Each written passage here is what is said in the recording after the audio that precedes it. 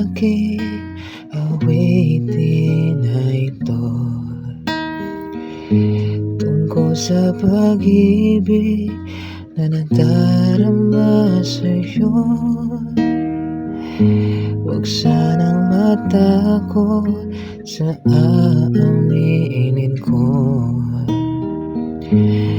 Nais ko lamang ay malaman mo ito, dahil minamahal kita ng lubusan.